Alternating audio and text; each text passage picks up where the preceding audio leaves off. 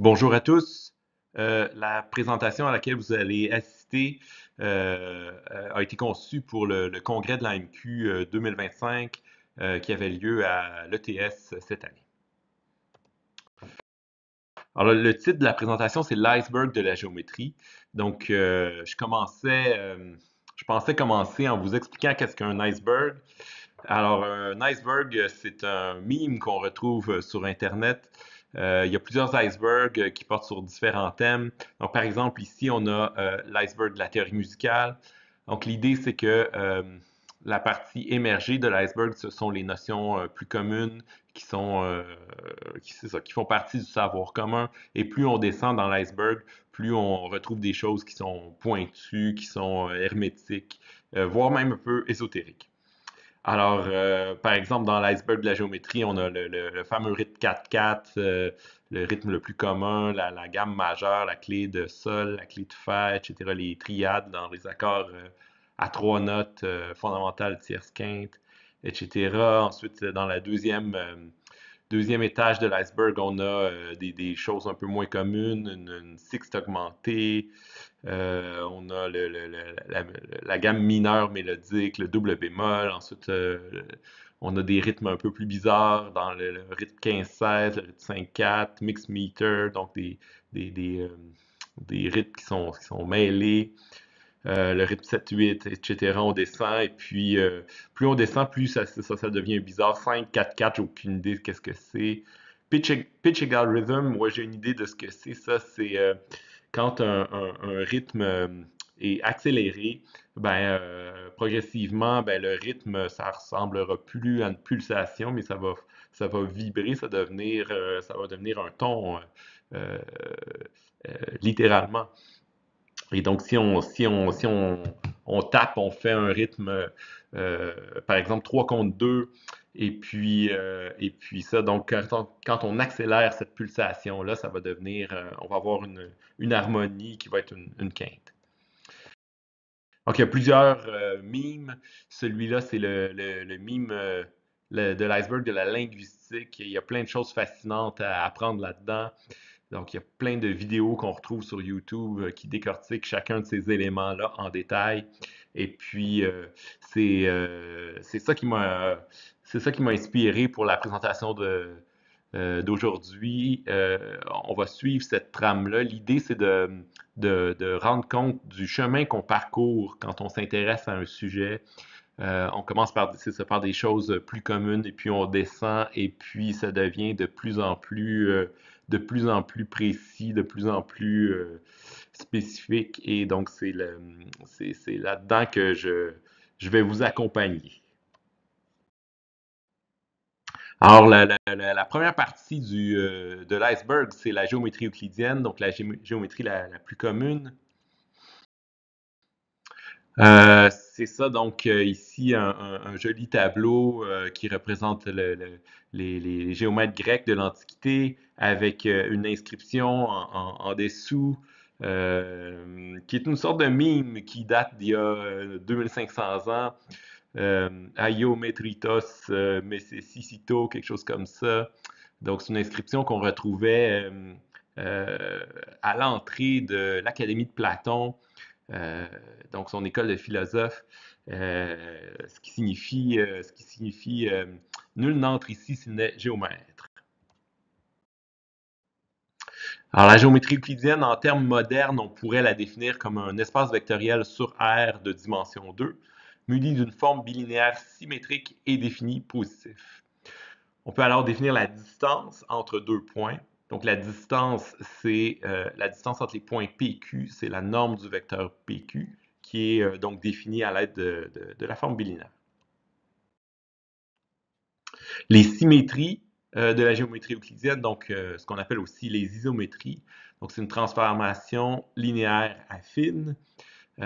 Donc la partie matricielle, donc ça doit être une matrice orthogonale. Et puis, donc, une transformation, une symétrie du plan euclidien, c'est quelque chose qui préserve les distances.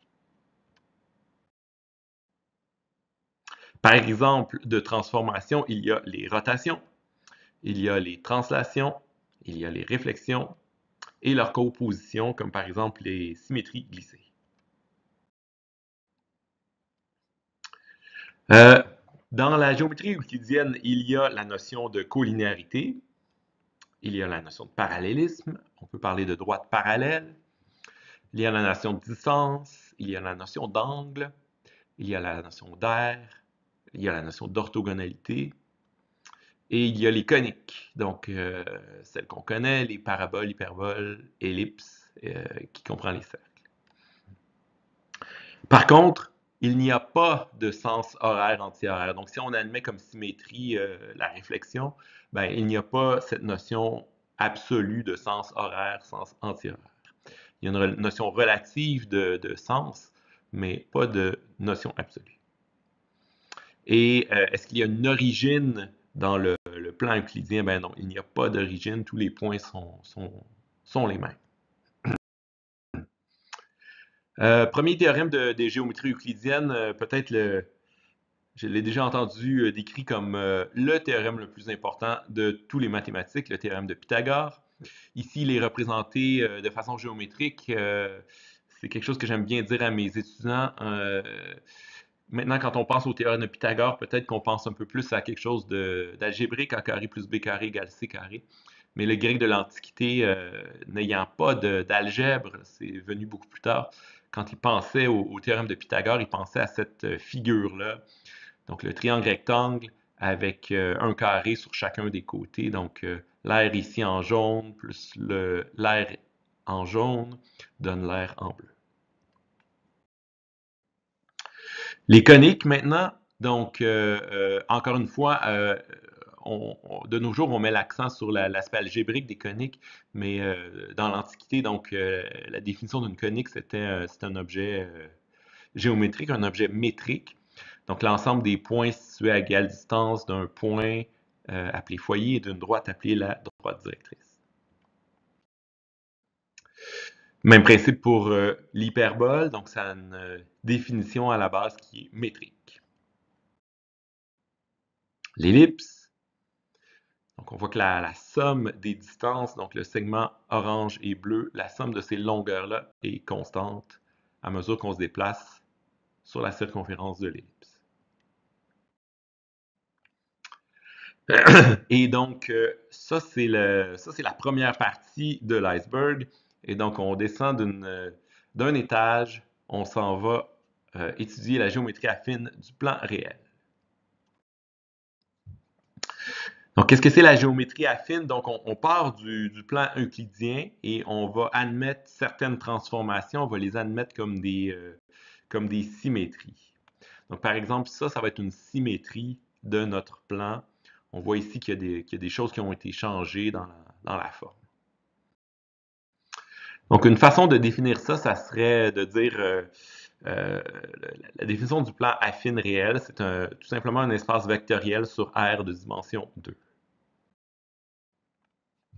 Et donc, les transformations, ce sont des transformations linéaires affines. La seule restriction, c'est que ce soit inversible. Ici, on n'exige pas que ce soit que la matrice 2 par 2 soit orthogonale. Les isométries du plan affine, on a les rotations, on a les translations, on a les réflexions, on a les dilatations, dilatation horizontale, verticale, on a les cisaillements, que personnellement j'aimerais bien appeler écréanchage. C'est un vieux mot qui me fait penser à mon grand-père, que mon grand-père utilisait pour décrire certaines formes tordues. Et voilà, donc je le lance comme ça en espérant que que ça reste, et ainsi que leur composition.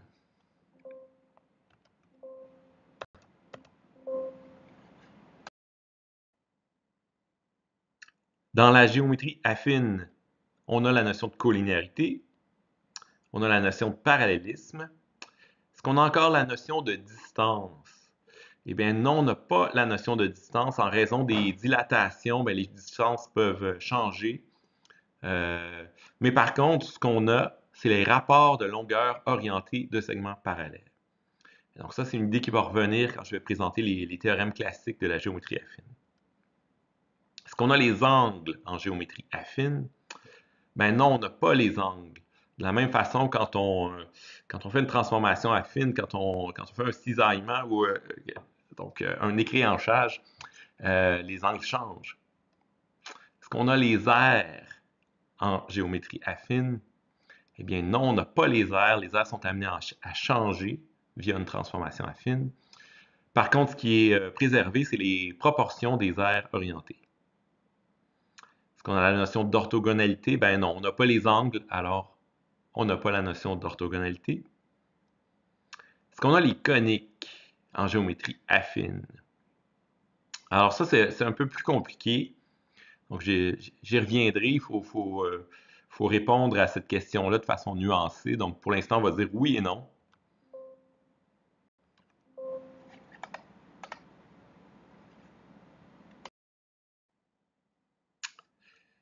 Donc par exemple, ici, on voit le cercle disque dans le carré après la transformation affine.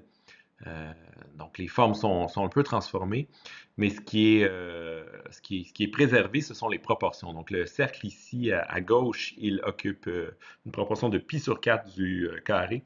C'est la même chose à droite, donc la proportion est préservée. Maintenant, pour ce qui est des coniques. Donc ici, on a la transformation d'une parabole. J'ai une parabole qui est modifiée via une transformation affine. On retrouve une nouvelle forme ici. Il s'avère que cette nouvelle forme-là est encore une parabole. Donc, on peut passer d'une parabole à l'autre. Même chose pour l'hyperbole. Donc, on peut passer d'une hyperbole à l'autre. Et même chose pour une ellipse. On peut passer d'une ellipse à l'autre. Donc, qu'est-ce qui arrive avec les coniques? Donc, les coniques existent encore. Il y a encore cette notion de conique, mais c'est comme si elles perdaient leur individualité. Toutes les paraboles sont les mêmes, toutes les ellipses sont les mêmes, toutes les hyperboles sont les mêmes. Donc, pour expliquer ça, pour illustrer ça, j'utilise un meme. Donc, ça, c'est un meme qui est tiré d'un film des années 80, fin des années 80, je crois. Il s'intitule Des Lives. C'est devenu un film culte. Donc, dans ce film-là, le personnage principal se rend compte que la Terre est envahie par des extraterrestres. Donc, ils vivent parmi nous, incognito. La seule façon de les reconnaître, c'est de mettre les fameuses lunettes fumées. Et donc, on a la vision du monde sans les lunettes fumées, donc les gens ont l'air ordinaire. Et puis, quand on met les lunettes fumées, on se rend compte que certaines de ces personnes-là sont en fait des aliens c'est ça, qui sont là pour nous envahir. Alors, sans les lunettes, ça donne la géométrie euclidienne. On a toutes les paraboles ont leur individualité, toutes les ellipses sont distinctes l'une de l'autre, toutes les hyperboles sont distinctes l'une de l'autre. Cependant, quand on met les lunettes de la géométrie affine, alors toutes les paraboles sont amalgamées en une seule, toutes les ellipses en une seule, et toutes les hyperboles en une seule. Théorème classique de la géométrie affine, c'est le théorème de Thalès. Donc essentiellement, c'est le fait d'avoir des triangles semblables. Ici, on a DE qui est parallèle à BC. Et donc, les deux triangles sont semblables et donc les proportions sont les mêmes. Vous remarquerez que les proportions, ce sont des proportions de longueur de segments parallèles. Et c'est ce qui nous permet de dire que c'est un théorème qui est un théorème de géométrie affine. Ce n'est pas tout à fait un théorème de géométrie euclidienne. Théorème des médianes, donc qui affirme quand on relie chaque sommet dans un triangle avec le milieu du côté opposé, ça nous donne trois droites qui sont concurrentes, qui se rencontrent dans un point à l'intérieur du triangle, qui est situé aux 2 tiers de cette médiane, donc 2 tiers à partir du sommet. Donc, encore une fois, vous aurez remarqué ce théorème-là, que ce soit dans les hypothèses ou dans la conclusion, il n'y a que des rapports de segments parallèles.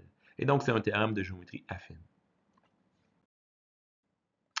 Un autre théorème un peu moins connu, le théorème de Ceva, qui est un joli théorème de géométrie affine. Donc, j'ai un triangle ABC, j'ai un sommet O à l'intérieur du triangle, peu importe où.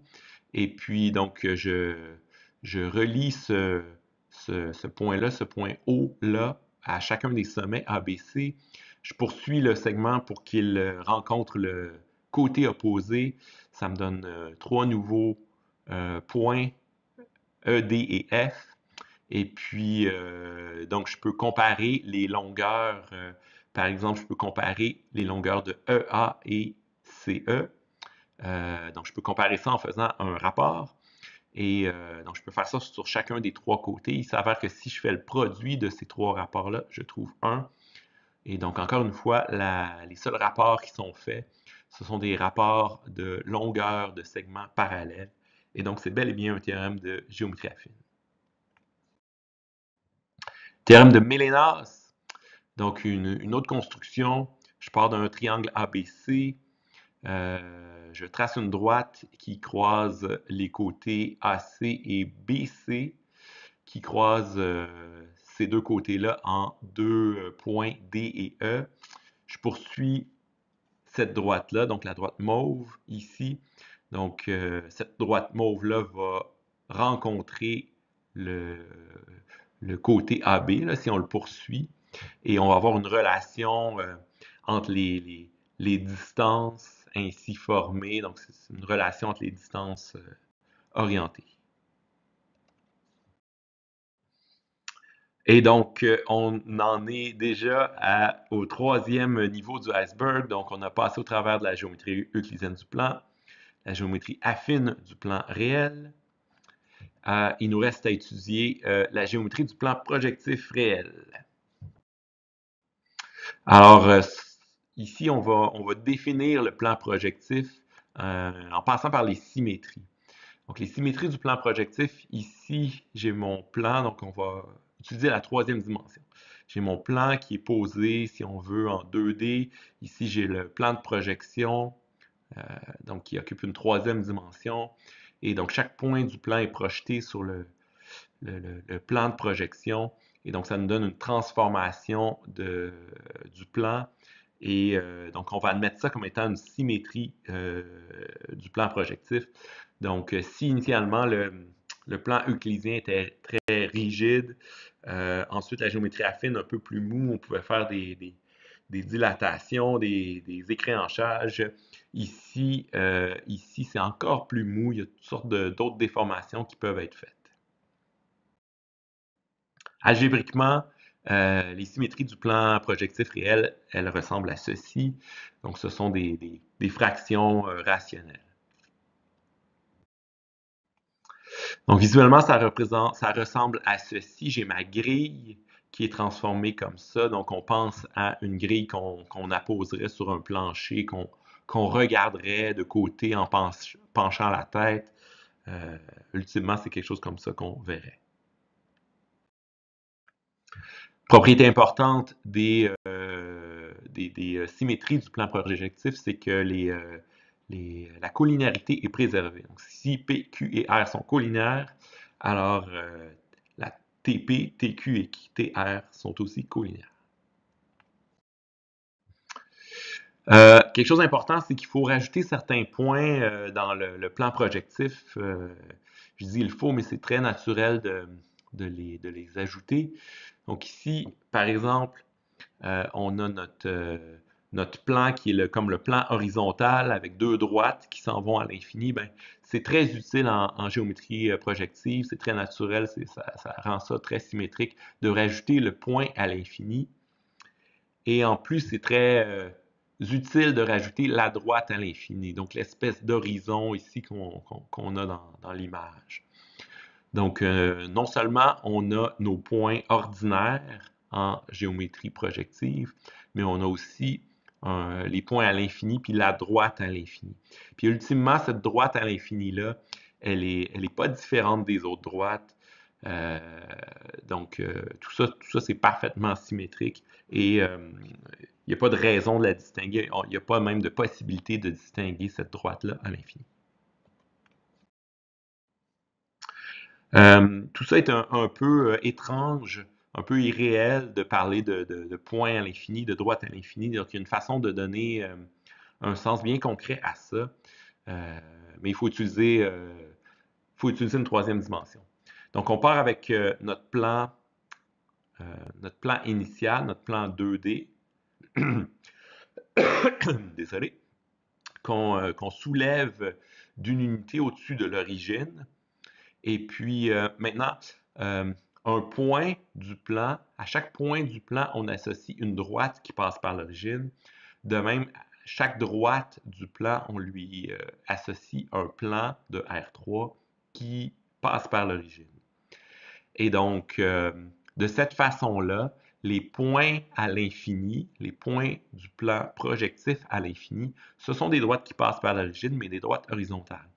Et la droite à l'infini, ce n'est rien d'autre que le plan de R3 qui contient l'origine et qui est horizontal. Alors, de cette façon-là, on décrit de façon très tangible, très concrète, les points et les droites du plan projectif. Ensuite, on peut se demander, donc, qu'est-ce qui reste de nos notions qu'on avait précédemment, donc en géométrie euclidienne et en géométrie affine? Est-ce qu'on a encore, par exemple, est-ce qu'on a encore la collinéarité? Ben oui, on a encore la collinéarité, donc je disais que c'est une des propriétés des transformations projectives. Est-ce qu'on a encore le parallélisme? Autrement dit, si j'ai deux droites parallèles, si je les transforme par une transformation projective, est-ce qu'elles vont rester parallèles? Ben, il s'avère que non. En fait, on ne peut même pas parler de parallélisme en géométrie projective parce que deux droites se croisent toujours. Est-ce qu'on a, euh, est-ce qu'on a des rapports de longueur orientée du segment parallèle comme on l'avait en géométrie affine? Ben, il s'avère que non, mais on a quelque chose d'autre dont je vais reparler brièvement, qui s'appelle le birapport. Est-ce qu'on a encore les proportions des aires orientées? Ben non, on n'a plus ça.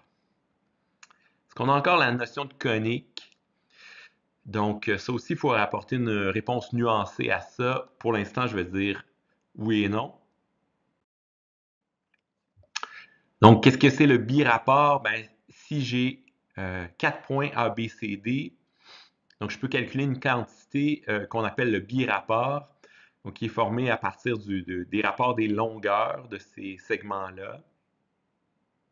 Donc, si j'effectue une transformation projective, je vais trouver 4 nouveaux points, A', B', C', D'. Donc, ces longueurs de segments-là vont changer. Cependant, ce qui ne va pas changer, c'est le birapport, qui est un rapport de longueur, donc calculé à partir de ces segments-là. Donc, le birapport est préservé par les transformations projectives. Donc, les coniques, qu'est-ce qu'il y en a des coniques? Ici, j'ai l'image d'une parabole par une transformation projective, donc un peu comme si on la dessinait sur un plancher carrelé et qu'on regardait ça en perspective. Et donc, qu'est-ce qu'on trouve? Ben, il s'avère ici qu'on trouve un cercle. Et puis, je vais essayer de vous convaincre que n'importe quelle conique, quand on la regarde de la bonne façon, c'est ça, la déformation va donner exactement ça, va donner un cercle.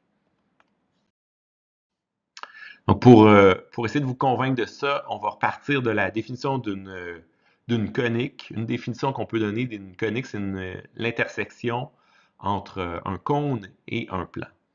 Donc, on a ici le cône vertical qui nous donne les hyperboles, un cône, un plan oblique qui nous donne une ellipse, ici un plan qui est parallèle à un côté du cône qui nous donne une parabole.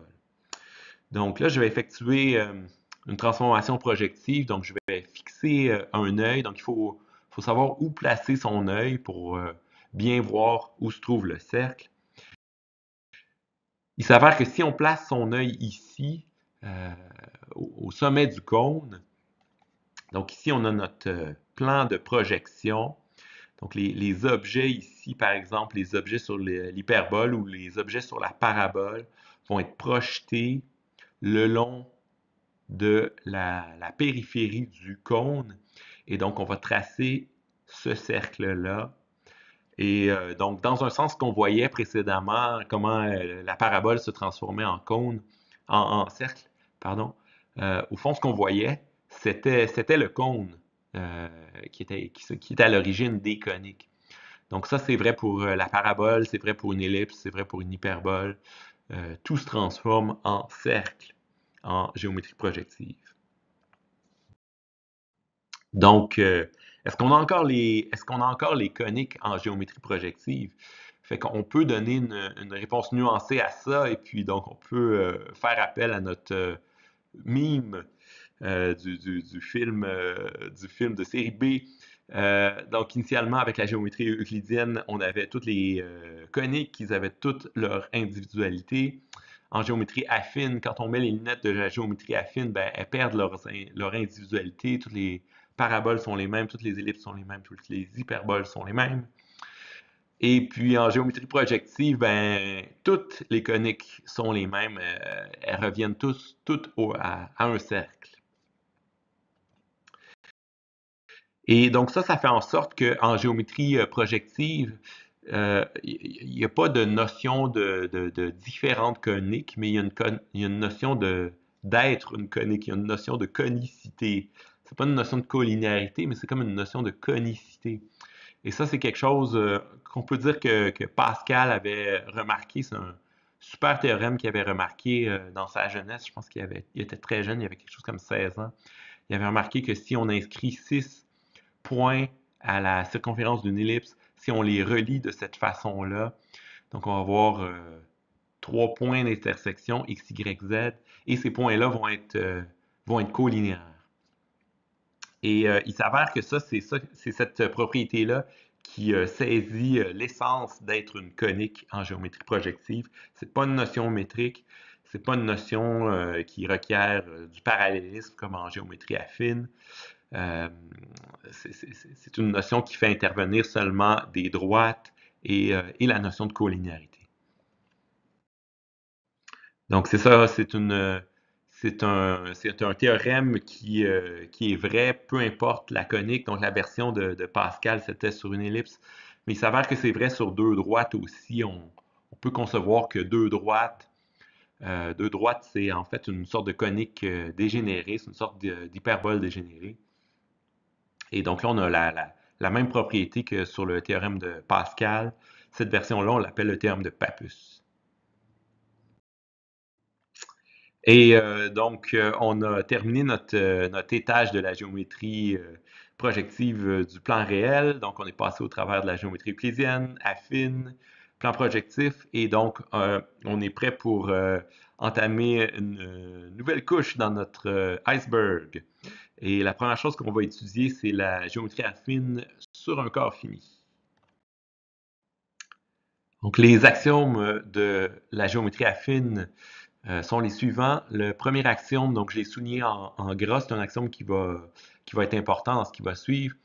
Donc, par deux points, il passe une et une seule droite. Essentiellement, c'est ce que l'axiome dit. Deuxième axiome, il existe au moins trois points non incidents à une même droite. Et l'axiome 3, étant donné une droite et un point qui n'est pas sur la droite, il existe une et une seule droite qui n'est pas incidente au point et qui est parallèle à la droite donnée. Donc, c'est le fameux axiome 5 en géométrie euclidienne qui a donné les géométries non euclidiennes si on s'intéresse à ça. Mais en ce qui nous concerne, on ne va pas prendre ces tangentes-là. C'est ça, on va poursuivre dans notre iceberg autrement. Maintenant, il s'avère que pour faire de la géométrie, il faut convenir d'un système de nombres. Et donc, c'est dans ce sens-là que la géométrie repose sur l'algèbre. Et donc, ici, on va varier le système de nombres, ce qui nous amène à redéfinir, à reparler des axiomes d'un corps. Donc, essentiellement, un quart, ça nous permet de faire les calculs arithmétiques. Donc, additionner, soustraire, multiplier, diviser, quand il ne s'agit pas d'une division par zéro. Et donc, c'est ça, on a toutes les propriétés usuelles de l'arithmétique, associativité, commutativité, distributivité. Par exemple, on a le quart Z2 des entiers modulo 2 avec la table d'addition des entiers modulo 2, la table de multiplication des entiers modulo 2. Donc, ça forme un quart qu'on appelle le quart Z2 et qui nous permet de définir ce qu'on appelle un plan affine donc sur Z2. Alors, qu'est-ce que c'est le plan affine sur Z2? On a nos 4 points formés d'une paire de coordonnées de Z2. Donc, ça me donne mes 4 points. Mes lignes, qu'est-ce que ce sont mes lignes? Ou mes droites. J'ai la droite x égale 0 en rouge, la droite x égale 1 en rouge aussi. Ma droite y égale 0 en bleu turquoise ici, y égale 1. Et puis mes deux droites vertes, donc y égale x et y égale x plus 1. Donc c'est un plan qui possède 4 points et 6 droites. C'est le plan affine le plus simple qu'on puisse imaginer. Un autre exemple, donc les entiers modulo 3, ça aussi, ça forme un quart. On a l'addition, la multiplication, on peut additionner, soustraire, multiplier, diviser. Et donc, ça nous permet aussi de définir un plan affine. Donc ça, c'est un plan affine à 9 points. Donc, chaque point est une paire d'entiers 0, 1 ou 2, ce qui nous donne 9 points. Et on a 12 lignes. Donc, par exemple, en bleu, non, c'est en rouge plutôt.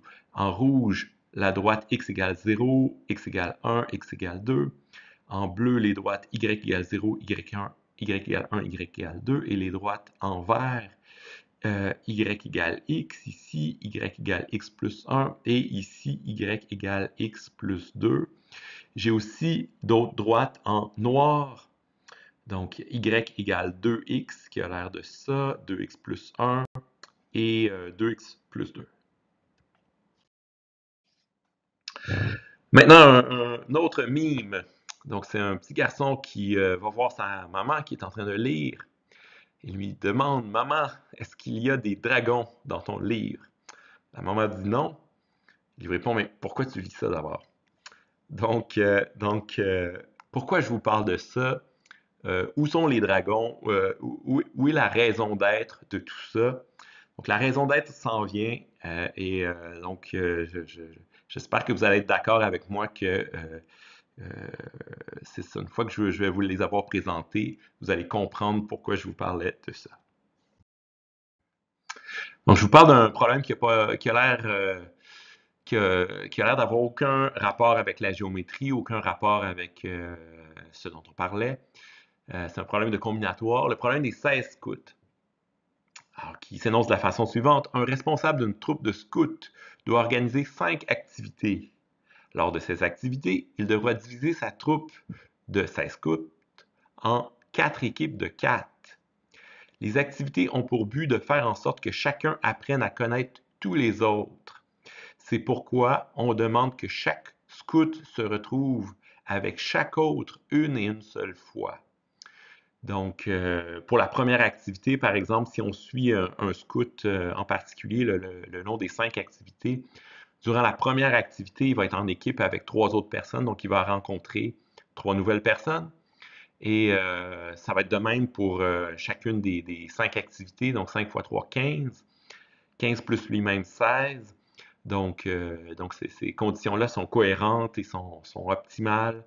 On essaie de faire en sorte que chaque scout soit dans la même équipe que chaque autre une et une seule fois. Et en fait, il s'avère que c'est lié à notre premier axiome de la géométrie affine. C'est lié à l'axiome qui disait que par 2 points, il passe une et une seule droite. Donc, pour vous démontrer ça, on peut revenir sur les 2 plans affines qu'on a regardés ensemble. Le plan affine à 4 points, ici à gauche. Donc, chaque point, c'est un scout. Ici, on a 4 scouts. Et Et les droites, ce sont des équipes. Maintenant, il faut comprendre que les familles de droites parallèles donnent des partitions du plan affine. Donc, les droites verticales en rouge, c'est une partition. Donc, j'ai une activité en rouge. Donc, les droites verticales, ça correspond à une activité. J'ai une équipe ici, une équipe de 2, puis j'ai une autre équipe de 2 ici. Les droites en bleu, c'est une autre activité avec d'autres équipes, une autre façon de diviser les scouts. Puis en vert aussi, une troisième et dernière façon de diviser les scouts. Et donc, euh, étant donné deux scouts distincts, j'ai une et une seule droite qui relie ces deux scouts-là. Et donc, chaque scout rencontre chaque autre une et une seule fois. Même chose pour le plan affine à 9 points. Cette fois-là, ben, j'ai des équipes de 3. J'ai 3 équipes de 3 pour chaque activité. Et donc, j'ai les droites verticales, une activité horizontale, 2, diagonale comme ça, 3, et diagonale dans l'autre sens, 4. Donc, j'ai 4 activités. Pour nos 16 scouts, il va falloir être un peu plus astucieux parce que les entiers modulo 4, ça ne forme pas un quart, puisque 4 n'est pas un nombre premier. Et donc, on ne peut pas diviser par 2 parce que 2 fois 2 donne 0. Et donc, c'est ça, c'est un peu plus difficile. Il faut utiliser une extension de Z2. Il faut lui ajouter un élément. Il faut lui ajouter un élément I, tel que I carré donne I plus 1. Donc, ici, j'ai la table d'addition de ces entiers-là. Donc, ça me fait 4 éléments, 0, 1, I et I plus 1. J'ai la table de multiplication de ces éléments-là.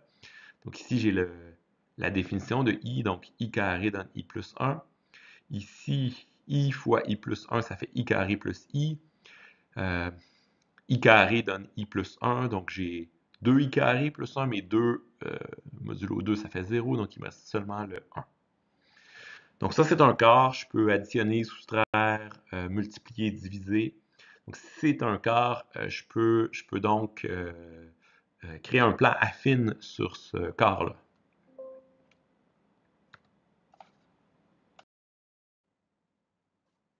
Donc mes 16 scouts sont associés à un point de ce plan affine-là. Autrement dit, à chaque scout, on associe une paire de nombres de F4. Donc les nombres de F4, je les rappelle, c'est 0, 1, I ou I plus 1. Et donc, les pentes, ça correspond aux activités. Donc, j'ai 5 activités.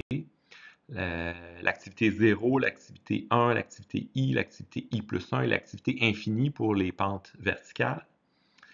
Et tandis que les ordonnées à l'origine, ça correspond aux équipes.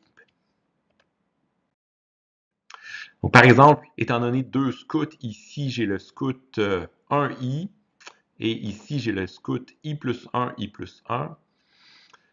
Disons que ces deux scouts-là veulent savoir quand est-ce qu'on va être dans la même équipe. Donc, ils peuvent calculer la pente de la droite qui les relie. Donc, ça, ici, si on fait le calcul, on trouve 1 sur I, qui est la même chose que I plus 1. Donc, c'est lors de l'activité I plus 1, ils vont être dans la même équipe. Maintenant, quelle est cette équipe-là? Quelle est l'étiquette de cette équipe-là? Il faut trouver l'ordonnée d'origine. Donc, ici, ça va être l'équipe numéro 1. Donc, la droite qui passe par ces deux points-là, c'est la droite Y égale I plus 1, X plus 1. Donc, ici, on a nos 16 scouts avec toutes les activités. Donc, initialement, l'activité A égale 0, de pente A égale 0.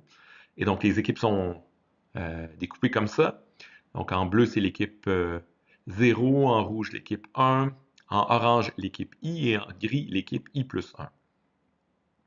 Ici, on a l'activité A égale 1. Donc, on a toutes les droites de pente 1. Ici, on a l'activité I avec toutes les droites de pente I. Ici, l'activité I plus 1 et finalement l'activité infinie. Donc, ça nous donne 5 activités et donc on répond exactement à la condition qu'on nous a posée. Chaque scout est dans la même équipe qu'un autre, exactement une et une seule fois. Donc je pense que c'est ça la raison d'être de cette présentation-là. C'est ça le dragon. C'est ça. J'espère que vous êtes d'accord avec moi pour convenir de ça. Une autre façon de montrer ces équipes-là qui met en évidence la symétrie d'ordre 5, c'est ce diagramme-là. Donc, les lignes bleues, ce sont les, les, les équipes de l'activité 0, les lignes rouges et les équipes de l'activité 1, etc. Donc, on a une superbe représentation avec des lignes et des droites. Et voilà, donc ça, c'était la, le deuxième niveau de notre iceberg, la géométrie affine sur les corps finis. Mais on a une dernière étape de notre iceberg, qui est la géométrie projective sur les corps finis. Donc, la géométrie projective, voici les axiomes. On a encore le même axiome par 2 points distincts passe une seule droite. Il y a d'autres axiomes en géométrie projective qui font en sorte qu'il y a une symétrie entre les points et les droites. Donc, par exemple, deux droites distinctes se coupent en un et un seul point. Chaque droite doit contenir au moins 3 points et il doit y exister au moins 3 points qui ne sont pas alignés sur une même droite. Donc, ici, on a ce qu'on appelle le plan de Fano.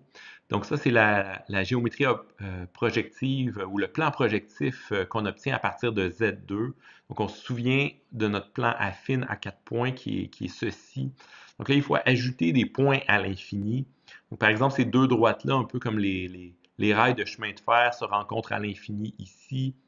Ici, ces deux droites-là se rencontrent à l'infini ici. Et puis, ces deux droites-là, donc les deux diagonales comme ceci, ne se rencontrent pas ici. On n'a pas dessiné de point là. En fait, elles viennent se rencontrer ici, en un troisième point. Donc, c'est un peu comme si j'avais mon plan affine à 4 points ici.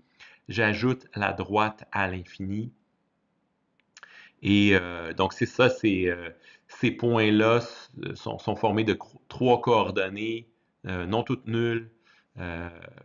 Donc, chacune des coordonnées, c'est soit 0, soit 1. Pour déterminer la collinéarité de 3 points, essentiellement, il s'agit de faire le déterminant 3 par 3 et de le calculer modulo 2. Si ça donne 0, ben, c'est donc qu'ils sont collinéaires dans le plan affine. Plan affine à 7 points, donc qu'on appelle le plan de Fano.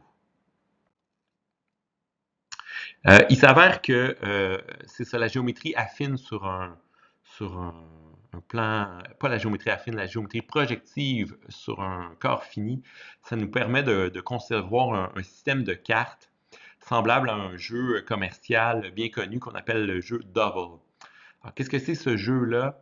Donc, c'est un jeu de cartes, on a des cartes, et sur chaque carte, il y a plein de symboles. Le but du jeu, c'est, étant donné deux cartes, de trouver un symbole commun sur les deux cartes. Donc, par exemple, sur ces deux cartes-là, si je vous invite à essayer de trouver le symbole commun, il s'agit de la carotte. Donc, on a une carotte qui est commune sur ces deux cartes-là. Sur ces deux cartes-là, quel est le symbole commun? Il s'agit du trèfle à 4 feuilles. Donc, c'est ça, on a un système de cartes qui est tel que, étant donné deux cartes, il y a toujours un et un seul symbole commun sur deux cartes. Et donc ça, quand on y pense, ça nous rappelle l'axiome de la géométrie projective qui veut que, étant donné deux points, il passe une et une seule droite. Donc, comment est-ce que ça peut nous aider, un plan projectif, comment est-ce que ça peut nous aider à concevoir un système de cartes? Donc ici, on a notre plan de Fano.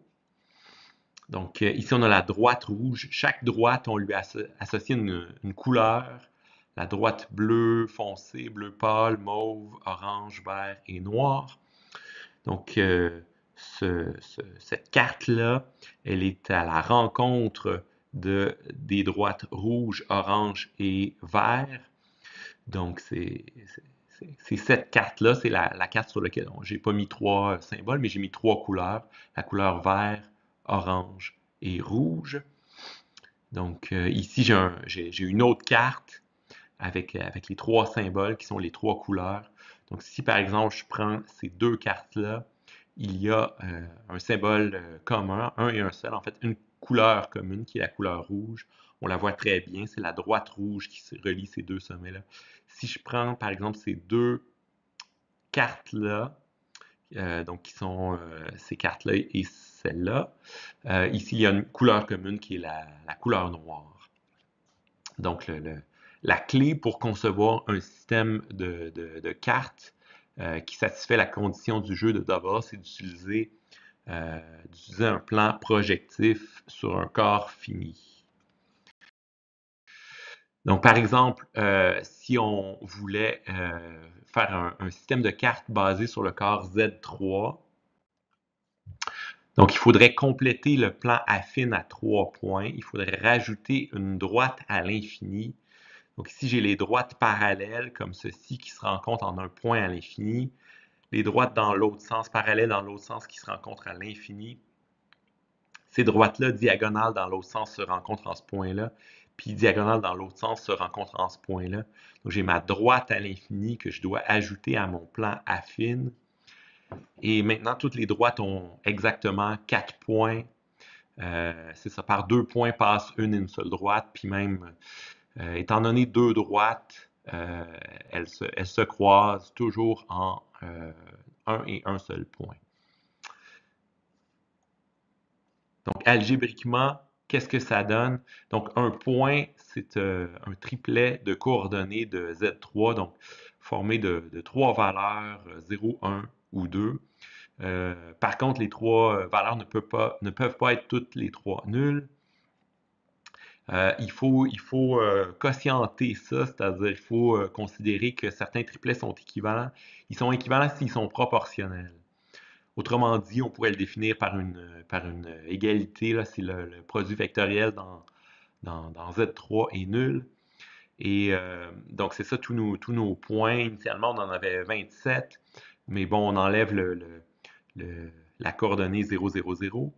Et puis, donc, ça nous en laisse 26, mais il faut diviser ça par 2 parce que c'est ça, chaque point, il faut le mettre avec son point qui lui est proportionnel. Donc, par exemple, ici, 1, 0, 2. Si je le multiplie par 2, je trouve 2, 0, 1. Et donc, ça, c'est le même point, c'est la même droite qui lui est proportionnelle. Donc, il faut identifier ces deux coordonnées-là. Et donc, ça me donne, donc j'avais fait 27 moins 1, 26, divisé par 2, 13. Pour déterminer la collinéarité de 3 points, ben, c'est le même principe. Il faut calculer un déterminant, c'est un déterminant dans Z3. Si ce déterminant-là est nul, c'est donc qu'ils sont sur la même droite. Et puis, il s'avère que c'est ça, les droites, on peut les identifier, même chose, aux mêmes coordonnées que les points, ce qui m'en donne, encore une fois, 13 droites. Pour savoir si un point x, y, z minuscule appartient à la droite x, y, z en majuscule, il faut faire le produit scalaire du point et de la droite. Si ça donne 0, ça signifie que le point appartient à la droite. Donc, par exemple, ici, j'ai un point et deux droites. Si je veux savoir si P1 est sur D1, ben, je fais le produit scalaire. Il s'agit d'en choisir un représentant. C'est pas important lequel. Donc, par exemple, si je fais le produit scalaire 0, 0, 1 avec 0, 0, 1, je ne trouve pas 0, bien que ce soit dans Z3, là, mais néanmoins, ça ne donne pas 0, et donc P1 n'est pas sur D1. Si je regarde, est-ce que P1 est sur D8? Donc, on fait le produit scalaire 0, 0, 1 avec 1, 1, 0. Oui, ici, ça donne 0. Donc, P1 est bel et bien sur D8. Et donc, je vais trouver que chaque droite possède exactement 4 points. Par 2 points passe une seule droite. Étant donné 2 droites, il y a exactement 2 droites distinctes, il y a exactement un point qui est commun. Et donc, on peut former un système de cartes. Donc, on peut regarder quand est-ce qu'un point appartient à une carte. Donc, j'ai fait le tableau. 0, ça indique qu'il appartient. Donc, le point P1 appartient à la droite D2, il appartient à la droite D5, D8 et D11. Donc, ça nous permet de définir un système de cartes. Donc, la carte numéro 1, donc sur la carte numéro 1, on retrouve les symboles 2, 5, 8 et 11. Sur la carte numéro 2, on retrouve les symboles 1, 5, 6 et 7, etc. Et donc là, on peut voir que ça répond à la condition du jeu de double. Donc, étant donné deux cartes, disons la carte numéro 2 et la carte numéro 5, il y a un et un seul symbole commun. Il s'agit du symbole numéro 1. Essayons à un autre, la carte numéro 3 et la carte numéro 7. Qu'est-ce qu'il y a de commun? Il s'agit du symbole 12 qui est présent sur la carte 7, de même que sur la carte 3. Donc ça, c'est